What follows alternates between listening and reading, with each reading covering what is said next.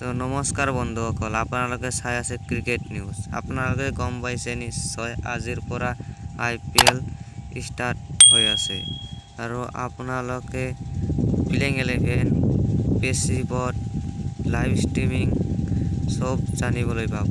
আপোনালোকে চাই থাকক আৰু যদি আগতে আমি চাই লওঁ আহক হেড টু হেড ৰিপৰ্ট। 26টাৰ ভিতৰত 17টাত জিকিছে CSK আৰু 8টাত জিকিছে KKR। এটা মেচ বৰষুণৰ কাৰণে হয়তো ৰিজাল্টই ওলোৱা নাই। আৰু আমি চাই লওঁ 2021ত 3টা খেলাৰ ভিতৰত 3টাই CSK জিকিছে। ফাৰ্ষ্টটো জিকিছে 18 ৰানত, ছেকেণ্ডটো জিকিছে 2 উইকেটত আৰু 3 নম্বৰটো জিকিছে 27 ৰানত।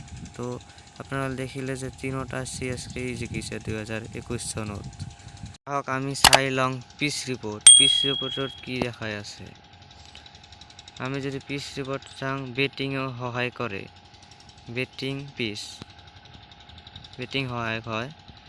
আৰু যদি গড় চাওঁ 180 গড় ৰান, অৰ্থাৎ 180 ৰানৰ ওপৰতো উঠিব পাৰে।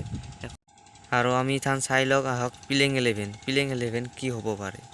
প্লেইং 11 এনেকুৱা হ'ব পাৰে, জাদেজা কেপ্টেইন আৰু KKRৰ শ্ৰেয়াছ আয়াৰ কেপ্টেইন। প্লেইং 11 এইটোৱে হ'ব পাৰে। চ' মেচটো আৰম্ভ হ'ব আজি 7:30 বজাত। আপোনালোকে ষ্টাৰ স্পৰ্টছত চেনেলত চাব পাৰিব। আৰু যদি ভিডিঅ'টো ভাল লাগিছে এটা লাইক কৰিব, চেনেলটো ছাবস্ক্ৰাইব কৰিব আৰু বেল আইকনটো বজাই দিব। তো ধন্যবাদ।